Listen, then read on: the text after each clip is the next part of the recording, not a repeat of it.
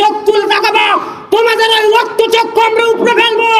কাজে এখন থেকেই সাবধান হয়ে যাও, বাংলাদেশের দিকে তাকানোর আগে 100 বার চিন্তা করে নেবা। আমি একটা কথা বিশ্বাস করি, ভারতের সাথে আমাদের যুদ্ধ হবে।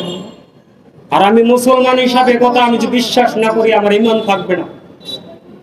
আমার প্রিয় রাসূল ভবিষ্যৎবাণী করেছিল যে গাজওয়াতুল হিন্দের যুদ্ধ হবে ভারতবর্ষে, এবং ওই যুদ্ধে আমরাই বিজয় লাভ করব। আসলে দেখেন, ভারতের জনগণকে গোবর খেয়ে বাঁচতে হবে সেই দিন এসে গেছে। এর কারণ ভারত পার্শ্ববর্তী দেশগুলোর সাথে আধিপত্য বিস্তার করতে গিয়ে তাদের ব্যবসায়িক নিয়ন্ত্রণ হারাচ্ছে। আজকে তাদের কৃষকরা কান্নাকাটি করতেছে। আমি ভারতের কৃষকদেরকে বলবো, আপনারা সুগন্ধ আর ওই ময়ূক রঞ্জনের মতো ব্যক্তিদেরকে গণতোলাই দেন, কারণ এদের মতো কিছু ব্যক্তির জন্যই আপনাদের আজকের এই দুর্দশার দিকে ঠেলে দিয়েছে। আপনারা জানেন ভারত কখনোই বাংলাদেশের বন্ধু ছিল না। ভারত যদি আমার সাথে ভালো ব্যবহার করে তাহলে আমি মনে করি ভারত আমার দেশের ক্ষতি করতেছে। এর কারণ কি জানেন?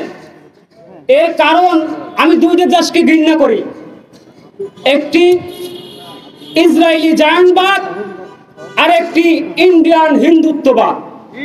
কারণ এরা এত বড় একটা নির্লজ্জ জাতি, এত নিকৃষ্ট একটা জাতি, এরা কখনোই অন্য দেশে ভালো চায় না। আজকে দেখেন ইসরায়েলের মতো ব্যবহার আজকে ভারত বাংলাদেশের সাথে করতেছে। আমরা খবর জানি না, যার বিয়া তার খবর নাই, পাড়াবর্ষীর ঘুম নাই। আপনারা জানেন আমার দেশে নাকি মায়ানমারের সাথে যুদ্ধ হবে, আমরা জানি না, ভারত জানে। এটা হাস্যকর ব্যাপার। এই যে তারেক ভাই রিপাবলিক বাংলায় যে টকশোতে যায়, তার সাথে এরকম ডিবেট হয়। আমার দেশে যুদ্ধ হবে আমরা জানি না, তারা জানে। আসলে এগুলো সম্পূর্ণ ভিত্তিহীন কথাবার্তা। আমি আর একটা কথা বলবো, বাংলাদেশের দিকে যদি আরেকটি গুলি চলে, মনে রাখবা তোমার দেশের বিএসএফ সহ 10টা আমরা মারবো। তোমরা আমার দিকে চোখ তুলে তাকাবা, তোমাদের ওই রক্ত চক্ষু আমরা উপড়ে ফেলবো। কাজে এখন থেকেই সাবধান হয়ে যাও, বাংলাদেশের দিকে তাকানোর আগে 100 বার চিন্তা করে নেবা।